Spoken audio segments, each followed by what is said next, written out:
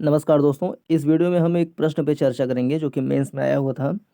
सिंधु सभ्यता के नगर नियोजन के मुख्य लक्षणों का परीक्षण कीजिए। आधुनिक नगर नियोजन में ये लक्षण कहाँ तक पाए जाते हैं?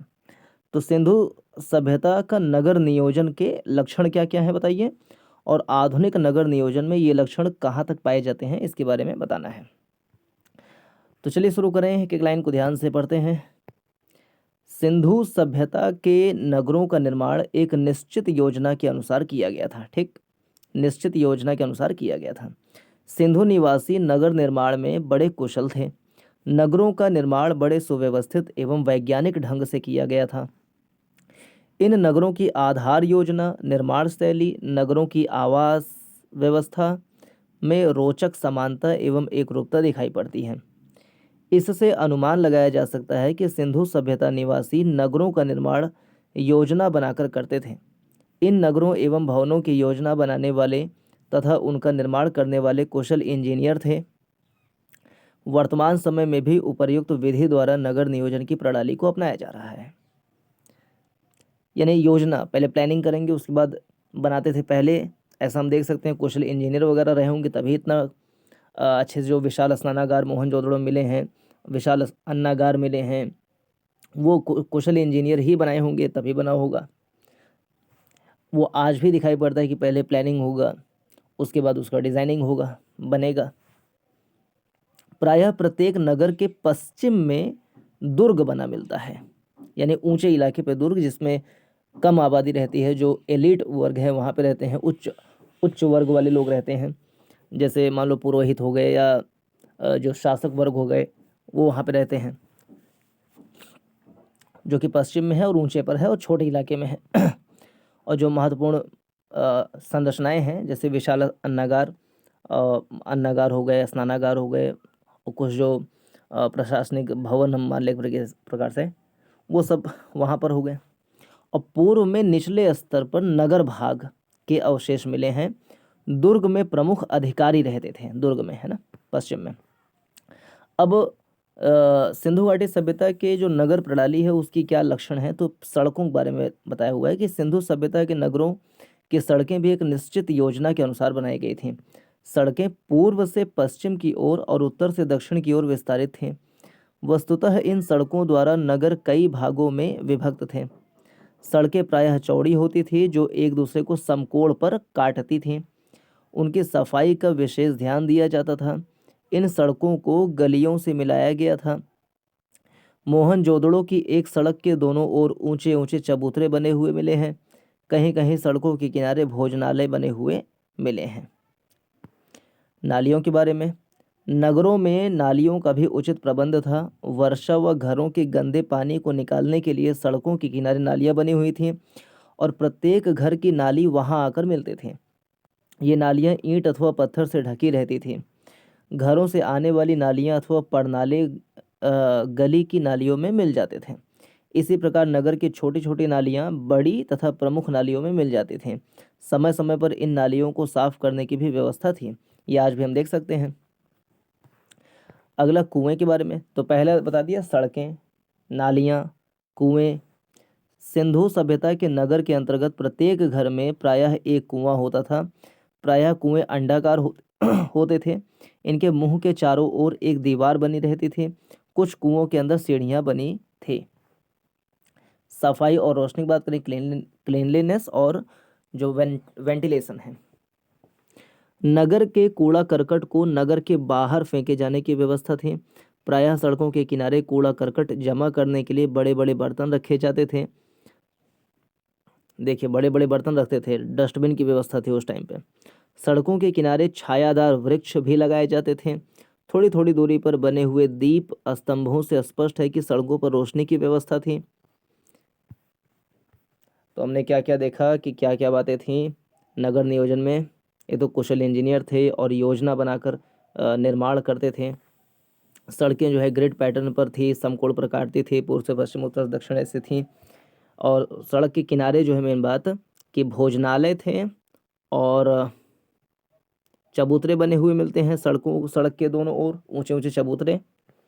फिर नालियों के बारे में दिया है कि हर घर में नाली थी, फिर मेन नाली थी, उसमें जाके मिलती थी। उसके ऊपर पत्थर का जो है रखा जाता था ताकि उसको हटा के साफ़ किया जा सके। हर घर में कुएं थे अंडाकार। साफ़ सफाई की व्यवस्था अच्छी खासी थी। सड़कों किनारे जो है मतलब सड़क सड़क मतलब नगर के बाहर कूड़े फेंकने की व्यवस्था थी। बड़ा सा बर्तन डस्टबिन की व्यवस्था होती थी, है ना। रोशनी की व्यवस्था भी, कि दीप स्तंभ मिले हैं तो रोशनी व्यवस्था के प्रमाण मिलते हैं। लाइटिंग की। सार्वजनिक स्नानागार। मोहनजोदड़ो की सर्व प्रमुख विशेषता यहाँ से प्राप्त हुआ एक विशाल स्नानागार है।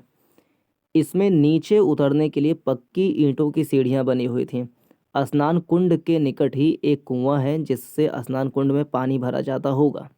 स्नान कुंड के चारों ओर बरामदे बने थे तथा इनके पीछे अनेक कमरे थे।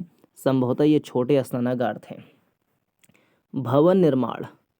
सिंधु सभ्यता के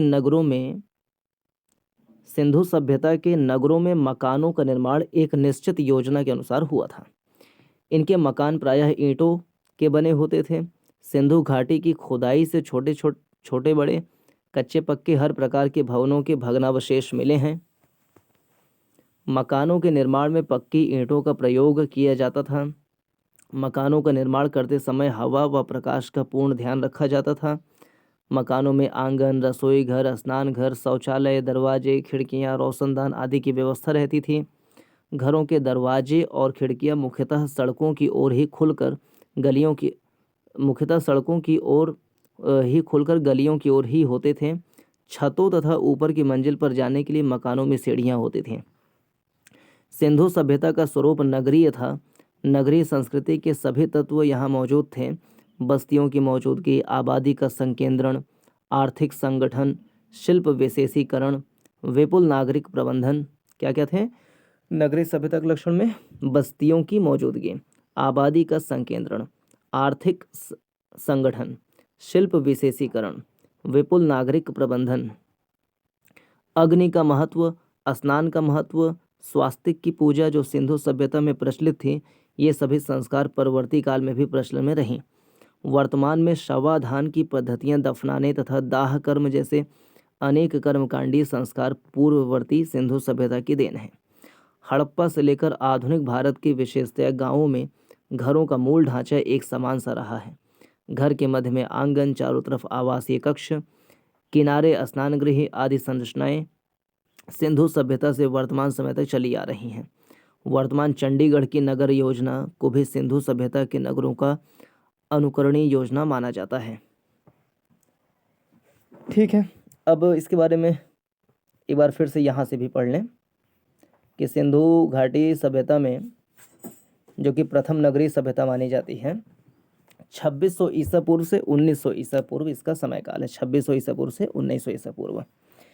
जिस समय भारतीय उपमहाद्वीप के अन्य क्षेत्र विकास की निम्न अवस्था में थे, उस समय उत्तर पश्चिम के क्षेत्र विकास की बेहतर स्थिति को पार करते हुए नगरीकरण की अवस्था पर पहुंच चुके थे।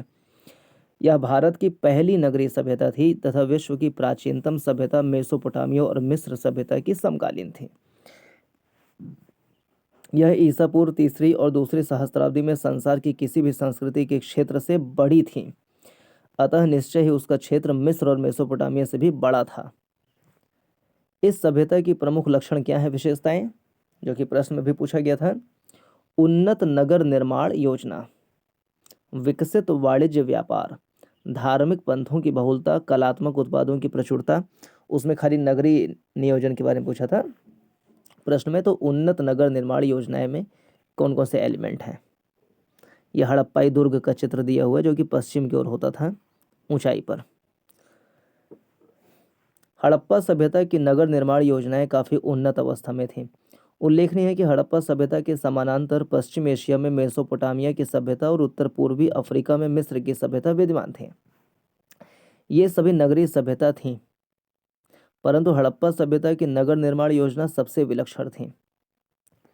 सामान्यतः सभी हड़प्पाई नगर दो भागों में विभाजित थे, पश्चिमी भाग और पूर्वी भाग। पश्चिमी भाग को दुर्ग क्षेत्र कहते थे, पूर्वी भाग में निचला शहर। दुर्ग क्षेत्र में शासक वर्ग के लिए लोग रहते थे, जबकि निचले क्षेत्र में जनसामान्य। हड़प्पाई नगर की योजना ग्रिड प्रणाली पर आधारित थी। मुख्य सड़कों की चौड़ाई 10 मीटर होती थी। दोनों सड़कें एक दूसरे को समकोण पर काटती थीं। सड़कों के किनारे मकान निर्मित किए जाते थे जो पक्की ईंटों के बने होते थे। सामान्यतः मकान एक मंजिला होता था, परंतु बहुमंजिला मकान के भी उदाहरण मिलते हैं। मकान के प्रांगण में कुआं होता था और ऊपर की मंजिल पर जाने के लिए सीढ़ियां होती थीं। ऊपर की मंजिल से जल निकासी के लिए निकास पाइप होता था। वह पीछे गली की नाली से मिलता था और गली की नाली मुख्य सड़क की नाली से जुड़ी होती थी। मुख्य सड़क की नाली की सफाई के लिए मेन होल भी बने होते थे। देखिए ये गोदीबाड़ा कहाँ से मिला है? लोथल से गोदीबाड़ा। स्टेडियम के साक्ष्य कहाँ से मिले हैं? धौलावीरा से। पुरोहित की मूर्ति कहाँ से मिली है? मोहनजोदड़ो से। जन सामान्य की स्थिति, अगर हम समकालीन सभ्यताओं से हड़प्पा सभ्यता के शासक वर्ग की तुलना करते हैं तो अंतर स्पष्ट हो जाता है। हड़प्पाई शासक वर्ग के लोगों की दृष्टि अपेक्षाकृत समता मूलक थे, जहां मेसोपोटामिया एवं मिस्र के शासक वर्ग ने अत्यधिक संसाधनों का उपयोग जिग्गुरात यानी मंदिर और पिरामिड यानी स्मारक के निर्माण में किया। जबकि जन सामान्य झोपड़ी अथवा कच्ची ईंटों के मकान में रहते थे। वहीं हड़प्पाई शासक वर्ग ने सार्वजनिक भवनों का निर्माण पर खर्च किया ही साथ ही जन सामान्य के जीवन स्तर को भी ऊंचा उठाया। मोहनजोदड़ो का अन्नागार। चलिए ये रहा था सिंधु सभ्यता के ऊपर प्रश्न। एक और प्रश्न हम पढ़ लें। भारत की मध्य पाषाण शिला कला, मध्य पाषाण काल में जो शिला कला है या गुफा जो कला है, भित्ति चित्र, न केवल उस काल के सांस्कृतिक जीवन को बल्कि आधुनिक चित्रकला से तुलनीय परिष्कृत सौंदर्य बोध को भी प्रतिबिंबित करती है। इस टिप्पणी का समालोचनात्मक मूल्यांकन कीजिए। भारत की मध्य पाषाण शिला कला न केवल उस काल के सांस्कृतिक जीवन को बल्कि आधुनिक चित्रकला से तुलनीय परिष्कृत सौंदर्य बोध को भी प्रतिबिंबित करती है।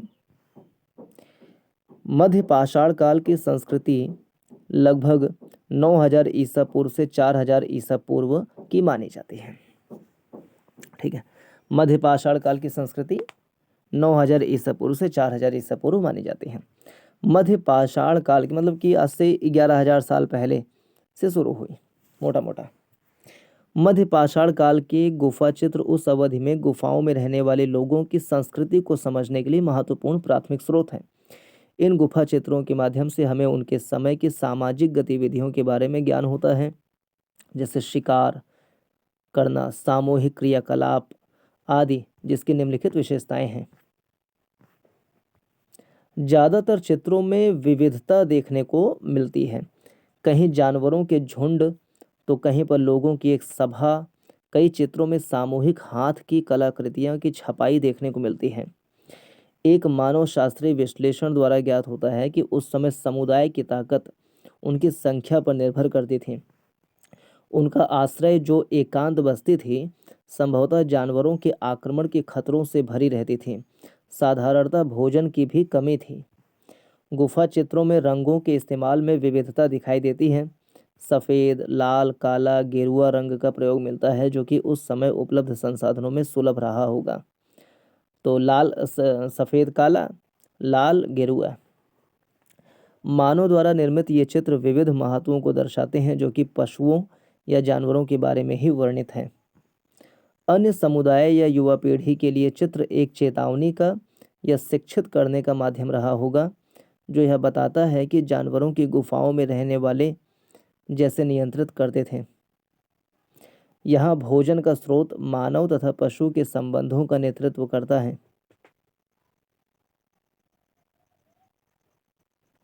यह चित्र मानव पर पशुओं के हमले को तथा संभावित शिकार के खौफ को चेतावनी के रूप में प्रदर्शित करता है। गुफा की दीवारों पर चित्रित ये दृश्य एक नए आकर्षण का अनुभव कराते हैं। जानवरों के दृश्यों को चित्रित करने का निर्णय कलाकार के विषय के मूल्यांकन को दर्शाता है। चलिए इसके बारे में जो हड़प्पा चित्र है हमने लिया है, ये देखिए। प्रागैतिहासिक गुफा चित्र, जिसको शैल चित्र भी कहते हैं, इसके बारे में पढ़ते हैं। प्रागैतिहासिक गुफा चित्र, शैल चित्र। भारत में शैल चित्रों की सर्वप्रथम खोज 1867-68 में पुराविद आर्कीबोल्ड कार्लाइल ने की थी। इसको आंसर में डालना चाहे तो डाल सकते हैं कि भारत में प्रागैतिहासिक चित्रकला की खोज सबसे पहले 1867-68 में पुरातत्वविद आर्कीबोल्ड कार्लाइल ने की थी। भारत में गुफा चित्रकारी के साक्ष्य भीमबेटका की गुफाओं, पंचमढ़ी मध्य प्रदेश में, मिर्जापुर की पहाड़ी उत्तर प्रदेश से प्राप्त होते हैं। इसके अतिरिक्त कुछ शैल चित्रों के अवशेष वर्तमान उत्तराखंड, तेलंगाना, कर्नाटक, बिहार राज्य में स्थित गुफाओं की दीवारों पर भी मिले हैं, जो पुरापाषाण काल से नवपाषाण काल तक के हैं। जैसे उत्तराखंड के कुमाऊं की पहाड़ियों पर अल्मोड़ा से लगभग 20 किलोमीटर की दूरी पर सुयाल नदी के किनारे स्थित लखुडियार में प्राप्त हुए हैं।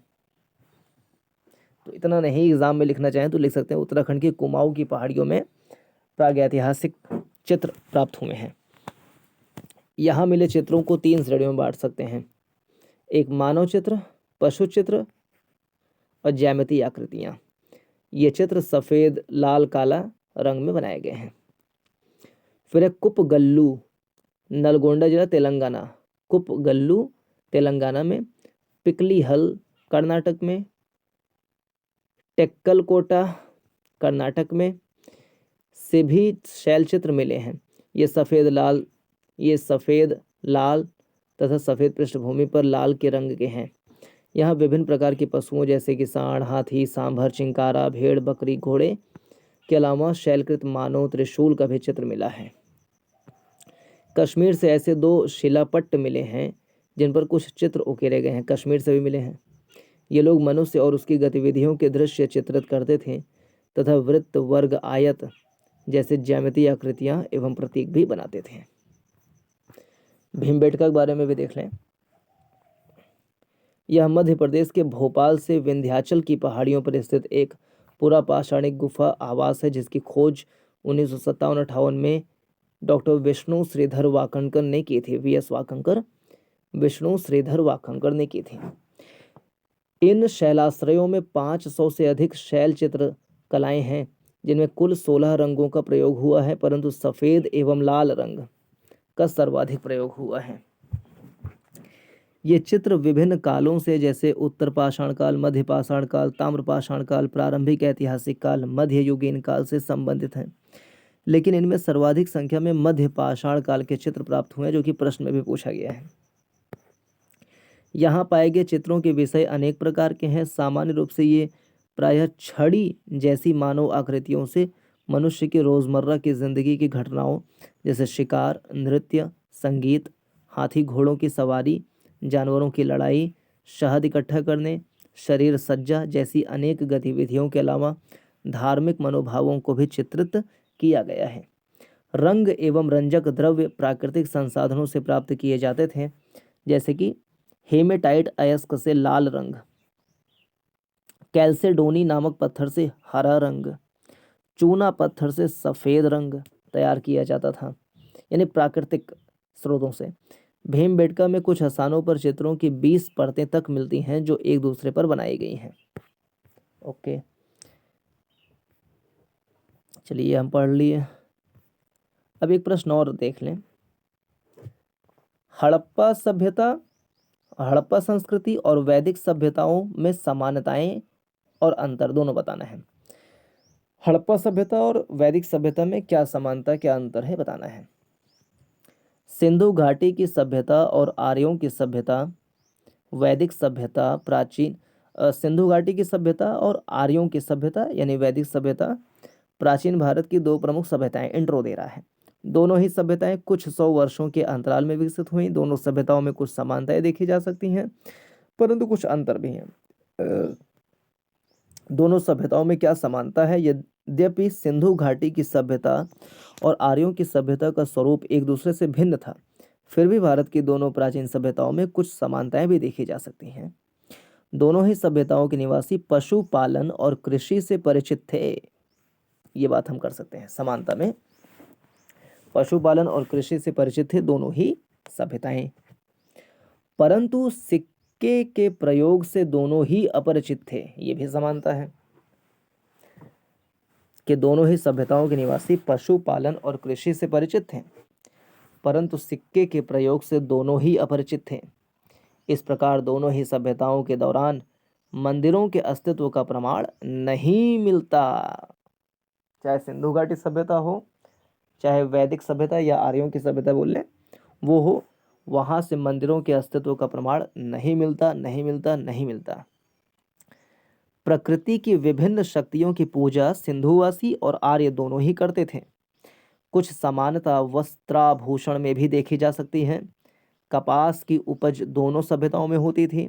खान पान के क्षेत्र में भी कुछ समानता दोनों सभ्यताओं में देखी जा सकती है। वाह, कितना बढ़िया सब समानता बता दिया। अंतर बताएगा, फिर से इसको रिवाइज करें। यद्यपि सिंधु घाटी की सभ्यता और आर्यों की सभ्यता का स्वरूप एक दूसरे से भिन्न था, फिर भी भारत की दोनों प्राचीन सभ्यताओं में कुछ समानताएं भी देखी जा सकती हैं। दोनों ही सभ्यताओं के निवासी पशुपालन और कृषि से परिचित थे। सिक्कों के प्रयोग से दोनों अपरिचित थे, और इस प्रकार दोनों ही सभ्यताओं के दौरान मंदिरों के अस्तित्व का प्रमाण नहीं मिलता। प्रकृति की विभिन्न शक्तियों की पूजा सिंधुवासी और आर्य दोनों ही करते थे। कुछ समानता वस्त्राभूषण में भी देखी जा सकती है। कपास की उपज दोनों सभ्यताओं में होती थी। खान पान के क्षेत्र में भी कुछ समानता दोनों सभ्यताओं में देखी जा सकती है। सभ्यताओं में अंतर। सिंधु घाटी और आर्यों की सभ्यता में वर्णित उपर्युक्त समानताएं सतही हैं। दोनों ही सभ्यताओं का मूल स्वरूप एक दूसरे से भिन्न था। दोनों सभ्यताओं में मुख्यतः विभेद क्या है? काल संबंधी विभेद। ये तो जाहिर सी बात है। दोनों सभ्यताएं भिन्न भिन्न काल में विकसित हुई। सिंधु सभ्यता करीब 2500 ईसा पूर्व से 1700 ईसा पूर्व के मध्य विकसित हुई, और ये 1700 ईसा पश्चात भी कुछ स्थानों पर यह सभ्यता पतनोन्मुख रूप से चलती रही। तथापि इसके प्रमुख केंद्र नष्ट हो चुके थे। सिंधु सभ्यता के पतन के लगभग 200 वर्षों के बाद ही आर्यों की सभ्यता स्थापित हुई। इस सभ्यता का काल 1500 से 600 ईसा पूर्व माना जाता है। सबसे बड़ी बात यह तो है, सिंधु सभ्यता की तरह आर्यों की सभ्यता 600 ईसा पूर्व के पश्चात नष्ट या विलुप्त नहीं हो पाई, बल्कि परिवर्धित और संशोधित रूप से चलती ही रही। यह अंतर मिल गया हमको कि अलग अलग कालों में शुरू हुआ सिंधु सभ्यता, जहाँ एक और नष्ट हो गई, मतलब नष्ट हो गई क्या, उसकी संस्कृति आज तक भी चल रही है, लेकिन प्राकृतिक कारणों से, अन्य कारणों से बहुत सारा चीज नष्ट हो गया।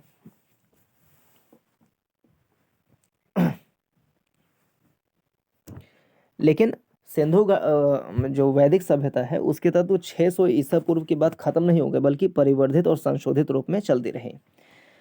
हमारी आधुनिक सभ्यता भी आर्यों की प्राचीन सभ्यता से बहुत अधिक सीमा तक प्रभावित है।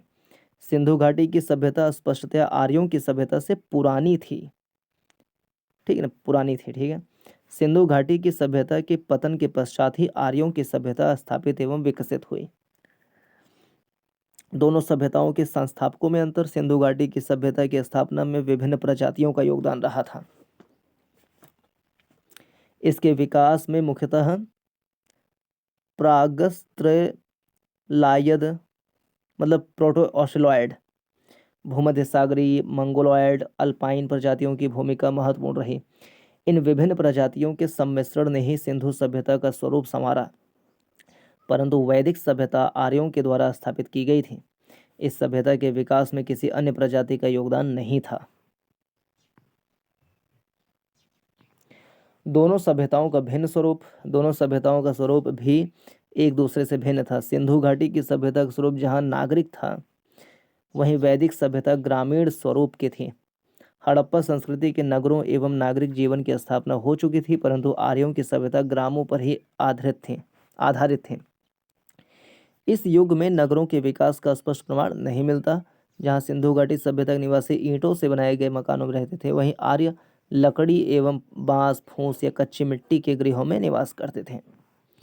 दोनों ही सभ्यताओं के निवासियों के आर्थिक जीवन की आधार रेखा भी एक दूसरे से भिन्न थी। यद्यपि सिंधु सभ्यता और आर्यों की सभ्यता के दौरान पशुपालन और कृषि कर्म समान रूप से होते थे, तथापि उद्योग धंधों, व्यापार वाणिज्य, विशेषकर विदेशी व्यापार का जैसा विकास सिंधु सभ्यता में हुआ है वैसा आर्यों की सभ्यता के दौरान नहीं हुआ था। आर्य तो प्रारंभ में कृषि से अधिक महत्व पशुपालन को ही देते थे। जो पूर्व वैदिक काल है उसमें पशुपालन को महत्व था, बाद में कृषि को महत्व दिया गया। आरंभिक काल में पशुपालन ही उनके आर्थिक जीवन का मुख्य आधार था। बाद में यद्यपि कृषि, उद्योग धंधे, सीमित तौर पर व्यापार वाणिज्य की भी प्रगति हुई, तथापि इस संदर्भ में आर्य सिंधुवासियों से बहुत पीछे थे। सिंधु घाटी की अर्थव्यवस्था का स्वरूप नगरीय था, वहीं आर्यों की सभ्यता का आर्थिक स्वरूप ग्रामीण था। सिंधु घाटी की सभ्यता धातु प्रस्तर युगीन सभ्यता कैल्कोलिथिक थी। अतः इस अवधि के दौरान धातुओं के साथ साथ पत्थरों का भी व्यवहार उपकरणों के लिए किया जाता था, परंतु वैदिक आर्य पत्थरों का व्यवहार उपकरणों के रूप में नहीं करते थे।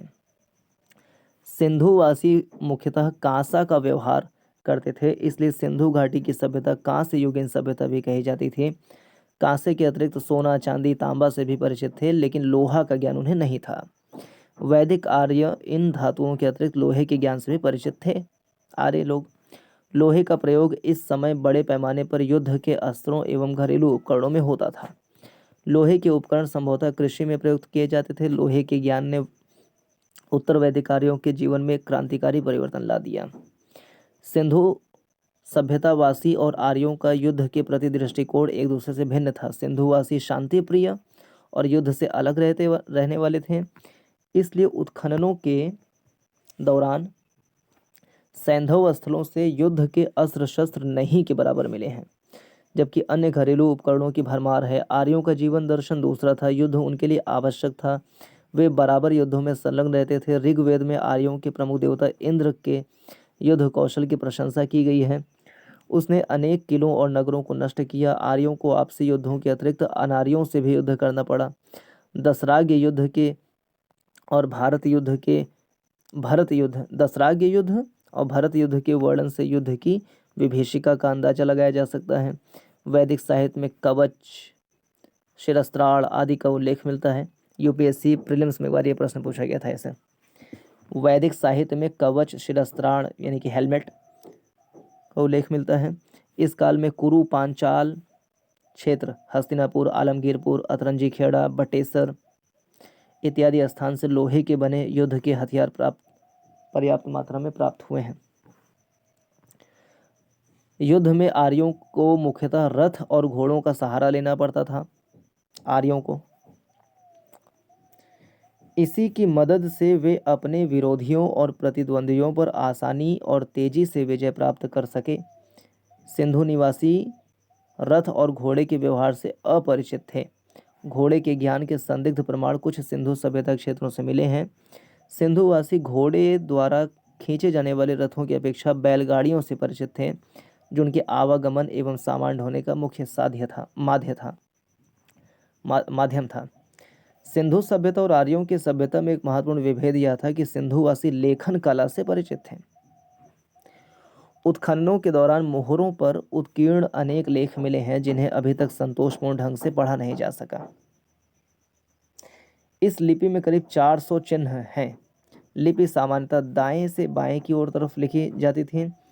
इसके विपरीत यद्यपि आर्य सभ्यता के दौरान अनेक महत्वपूर्ण ग्रंथों की रचना हुई, वैदिक साहित्य, तथापि आर्य इस समय तक लेखन कला से परिचित थे।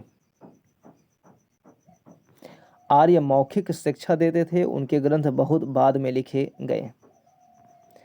सिंधु सभ्यता और आर्यों की सभ्यता में धार्मिक विभेद भी पाए जाते हैं। यद्यपि आर्यों के देवतागण मानवोचित गुणों से परिपूर्ण थे, तथापि आर्य मूर्ति पूजक नहीं थे। सिंधुवासी मूर्तियों की पूजा करते थे। सिंधुवासियों के बीच देवियों को देवता से अधिक महत्व प्राप्त था। वहाँ की प्रमुख अधिष्ठात्री देवी मातृदेवी थीं। अन्य देवताओं में शिव की पूजा, लिंग, योनि, नाग की पूजा प्रमुख थी। शिव, लिंग, योनि, नाग। इसके विपरीत आर्यों के प्रारंभिक देवताओं में इंद्र, वरुण, अग्नि, मित्र इत्यादि थे। देवियों में उषा, अदिति प्रधान थी। बाद में शिव, विष्णु, प्रजापति प्रधान देवता बन गए। आर्य लिंग पूजा को घृणा की दृष्टि से देखते थे। आर्यों की पूजा पद्धति भी सिंधुवासी से भिन्न थी। वे मंत्रों, यंत्रों और बलियों के द्वारा देवता को प्रसन्न करने का प्रयास करते थे। इन विभेदों के अलावा दोनों सभ्यताओं में अन्य विभिन्नताएं भी देखी जा सकती हैं। उदाहरण के लिए सिंधु निवासी भवन निर्माण कला, मूर्ति कला, मिट्टी के बर्तन, खिलौने, मन के, ताम्रपत्र आदि बनाने की कला में बहुत अधिक प्रवीण थे, परंतु आर्यों की कला उतनी विकसित नहीं थी। कला के क्षेत्र में वे सिंधुवासियों से बहुत पीछे थे। सिंधु सभ्यता में कुबरदार सांड और बैल का अधिक महत्व था, परंतु आर्य गाय को विशेष महत्व देते थे। सिंधु सभ्यतावासी घर के अंदर होने वाले आमोद प्रमोद में विशेष दिलचस्पी लेते थे, परंतु आर्य शिकार और घुड़दौड़ के प्रिय थे। सिंधुवासी मुख्यतः गेहूं और जौ व्यवहार करते थे, परंतु आर्य चावल और दूध का विशेष व्यवहार करते थे। आर्य सोमरस भी पीते थे, जिनका ज्ञान संभवतः सिंधु वासियों को नहीं था। सिंधु घाटी के बर्तन अधिकतर चाक पर बनाए जाते थे, जिन पर विभिन्न ढंगों से चित्रकारी की जाती थी। आर्यों के बर्तन इसमें निम्न कोटि के थे। सिंधुवासी पेड़ पौधों की भी पूजा करते थे, परंतु आर्य ऐसा नहीं करते थे। सिंधुवासी अपने मृतकों के संस्कार के लिए विभिन्न पद्धतियां अपनाते थे। वैदिक आर्य अपने मृतकों का दाह संस्कार ही करते थे। इस प्रकार सिंधु घाटी की सभ्यता और वैदिक सभ्यता में कुछ ऊपरी समानताओं के बावजूद महत्वपूर्ण विभेद दिखाई पड़ते हैं। दोनों सभ्यताओं का मूल स्वरूप एक दूसरे से भिन्न था। जहाँ सिंधु घाटी की सभ्यता नगरीय सभ्यता, अर्बन सिविलाइजेशन थी, वहीं वैदिक सभ्यता ग्रामीण सभ्यता, रूरल सिविलाइजेशन। यही दोनों सभ्यताओं में प्रमुख अंतर हैं। एक प्रश्न और देख लें। दक्षिण भारत के राजनैतिक इतिहास की दृष्टि से अधिक उपयोगी न होते हुए भी संगम साहित्य उस समय की सामाजिक व आर्थिक स्थिति का अत्यंत प्रभावी शैली में वर्णन करता है। संगम साहित्य से 2024 में भी एक प्रश्न पूछा गया था मेंस में, यूपीपीसीएस मेंस में। दक्षिण भारत के राजनैतिक इतिहास की दृष्टि से अधिक उपयोगी न होते हुए भी संगम साहित्य उस समय की सामाजिक व आर्थिक स्थिति का अत्यंत प्रभावी शैली में वर्णन करता है। संगम साहित्य 3री सदी ईसा पूर्व से 4वीं सदी ईस्वी के बीच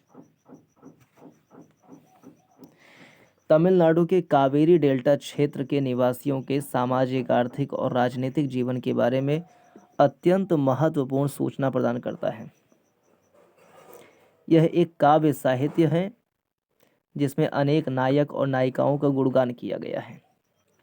इसमें स्थानीय राजाओं और प्रमुखों के कारनामों का भी वर्णन है।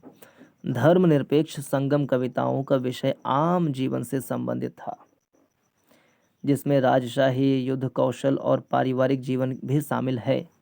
यदि हम इस साहित्य को गहराई से पढ़ें तो अनेक महत्वपूर्ण सूचनाएं प्राप्त हो सकती हैं, जैसे प्राचीन पारिस्थितिकी, जीविकोपार्जन के ढंग, भोजन, जंगल, समुद्र और मैदानी क्षेत्रों के उत्पाद प्राप्त करने की विधियां, फसल उगाने की विधियां और उनके बोने व काटने का समय, सिंचाई विधि, सामाजिक स्थिति एवं सामाजिक समूहों के बीच तनाव, पारिस्थितिकी क्षेत्रों की स्वतंत्रता और एक दूसरे पर निर्भरता, जबकि दूसरी ओर तमिल राजनीतिक राजत्व और राजाओं के कर्तव्य, नगर और नगर प्रशासन, कानून, न्यायपालिका, शहर, आंतरिक और बाह्य व्यापार का भी वर्णन है। थिरुवल्लुवर रचित 6ठी शताब्दी की प्रसिद्ध कृति तिरुक्कुरल सात्विक जीवन जीने हेतु मार्गदर्शन देने वाले विचारों की एक पुस्तक है। जीवन के प्रति एक धर्मनिरपेक्ष, नैतिक और व्यावहारिक दृष्टि प्रदान करती है। 200 से 300 ईस्वी में लिखे गए 2 महाकाव्यों इलंगो आदिगल द्वारा रचित शिलप्पादिकारम को लिखा इलंगो आदिगल और सत्तनारकृत मणिमेखलई को लिखा सत्तनार लिखे हैं मणिमेखलई, इलंगो आदिगल लिखे हैं शिलप्पादिकारम। उस समय के तमिल समाज का विस्तृत वर्णन करते हैं। ये मर्यादा एवं औदात्य के महाकाव्य हैं तथा जीवन के मुख्य गुणों पर जोर देते हैं। तो इस वीडियो में इतना ही। पूरा देखने के लिए धन्यवाद। नमस्कार, जय हिंद।